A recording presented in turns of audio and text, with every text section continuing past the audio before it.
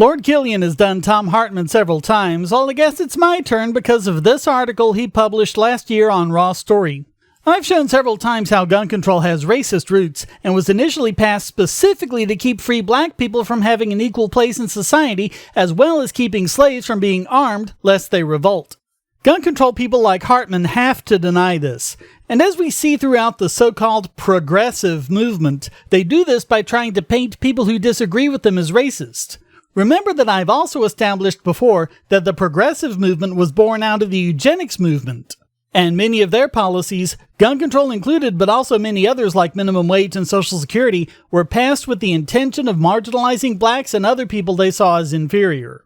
Just as a quick reminder, it was prominent progressive economist Frank Taussig who wrote in his Principles of Economics, quote, "Unfortunately, we have not reached the stage where we can proceed to chloroform them once and for all, but at least they can be segregated, shut up in refuges and asylums, and prevented from propagating their kind.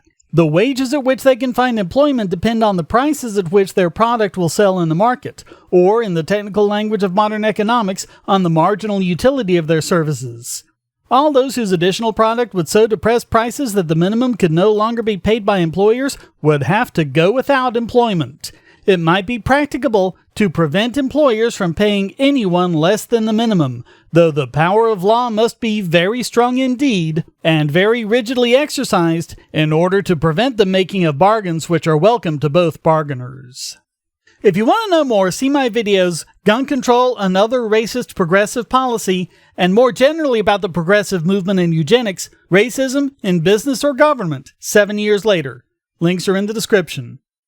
So it's very telling how desperate Hartmann is to distort and even lie about history in order to cover the racist origins of gun control, and pretend instead that it's the Second Amendment that's racist somehow.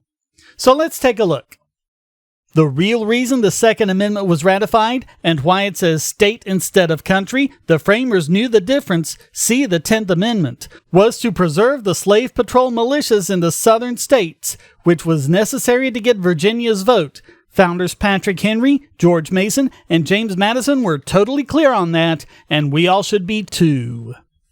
Okay, first of all, nice little equivocation fallacy on the word state. It has two meanings, he knows it, and there are plenty of cases where they used it either way.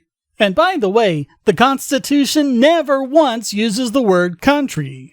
But the main point is that the idea that the Second Amendment was passed to preserve slavery and arm the slave patrols is laughable. Quick reality check. The vote he's talking about was Virginia's ratification of the Constitution, which was voted on in June of 1788. The Second Amendment hadn't even been written at the time, and it was no part of the Virginia ratification debates.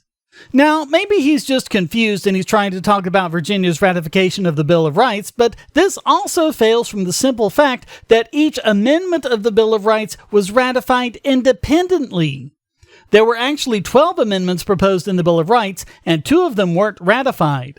One eventually was ratified as the 27th Amendment in 1992, and the other was never ratified at all. So it's absolutely ridiculous to say that they were forced to pass the Second Amendment to get Virginia's vote on anything else. He also doesn't seem to realize that James Madison was a political enemy of Patrick Henry and George Mason, and neither Henry nor Mason were in Congress when Madison proposed the Bill of Rights. Even more laughably, Patrick Henry actually opposed the Second Amendment. Not because he opposed the right to keep and bear arms. In fact, he vociferously advocated for it on many occasions. He was against the Bill of Rights and the Constitution as well because he felt it gave the central government too much power. Also, the Second Amendment had nothing to do with arming slave patrols. States could arm these patrols with or without a Second Amendment. The Second Amendment was about individuals being able to arm themselves without fear of the federal government coming in and taking them. It never had anything to do one way or the other with state or local law enforcement. The slave patrols would be armed with or without the Second Amendment. Wow, that's just the first paragraph. Hartmann is really good about writing really dense bullcrap. I mean, he really crams a lot of it into a small space. Let's look at his second paragraph. In the beginning, there were the militias. In the South, they were also called the slave patrols, and they were regulated by the states. The slave patrols had absolutely nothing whatsoever to do with state militias. The militia was about individual citizens being armed en masse so that they could be called into action in case of foreign invasion or a tyrannical president got into power. But slave patrols were particular patrolmen appointed by the state as regular law enforcement officials. By the time the Constitution was ratified, hundreds of substantial slave uprisings had occurred across the South. Citation needed. There is absolutely no evidence of hundreds of such uprisings in colonial history. Indeed, if such uprisings were ever found to have happened, it would dramatically shift our view of colonial America. There were a few cases of violence arising from slaves attempting to escape, but it's not the same thing, and none of them were in any way substantial. The only significant slave uprising that history records is the Stono Rebellion in South Carolina in 1739, half a century before the Constitution.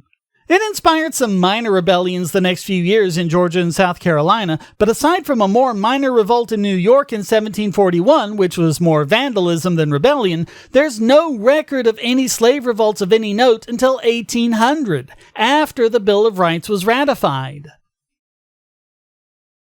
Their main concern was that Article 1, Section 8 of the newly proposed Constitution, which gave the federal government the power to raise and supervise a militia, could also allow that federal militia to subsume their state militias and change them from slavery-enforcing institutions into something that could even one day free the slaves. This is absolutely laughable. Not only is there not the first piece of evidence that anyone thought that, certainly didn't think it was important enough to write it down, it's difficult to imagine how they even could do this under the restrictions of Article 1, Section 8. In fact, Article 1 specifically allows states to train and call up their own militias. Hartmann doesn't understand the first thing about the Constitution. Also, remember that the Constitution was originally written in large part to support slavery. There was the 3/5 Clause, the Fugitive Slave Clause, the Slave Trade Clause, and the Domestic Insurrection Clause. The Fifth Amendment was actually used to protect the so-called property of slave owners, meaning that they by and large couldn't be freed. In fact, one of the big concerns of the Anti-Federalists was that it was the Constitution that could be used to force northern militias to march south and suppress slave rebellions. Exactly the opposite of what Hartmann claims. And this actually happened, by the way. Look at what happened to Nat Turner's rebellion in 1831 and John Brown's in 1859. This was not an imagined threat. Famously, 12 years earlier, during the lead-up to the Revolutionary War, Lord Dunsmore offered freedom to slaves who could escape and join his forces.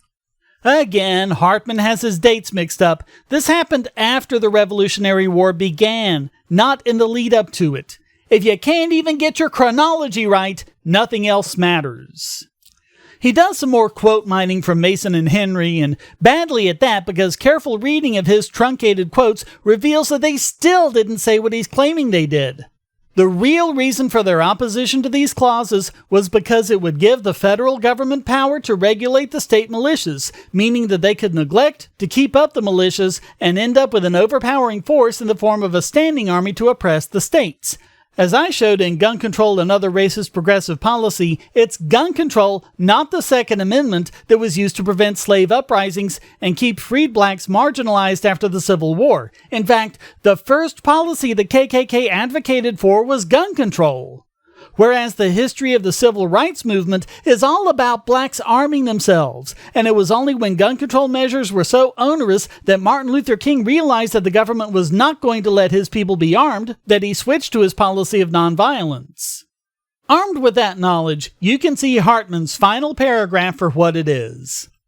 Little did Madison realize that one day in the future, weapons manufacturing corporations, newly defined as persons by a Supreme Court some have called dysfunctional, would use his Slave Patrol Militia Amendment to protect their right to manufacture and sell assault weapons used to murder school children. Thom Hartmann is a horrible individual, taking a big stinking crap all over the graves of those who died to pursue his racist agenda. If Hartmann isn't racist himself, then his state cult has poisoned his mind into supporting racism and not even realizing it, and making him completely immune to any information contradicting it, to the point where he will tell bald-faced lies about history. The Second Amendment is about allowing everyone to be armed, including blacks. Think about a lot of problems black in this country are facing, from gang warfare on their streets to cops committing acts of blatant murder. Imagine if we fully respected the Second Amendment, which includes respecting not only their right to bear arms, but also their right to use them in defense against government forces who are aggressing on them for no good purpose. Things would look a lot better for them if we did.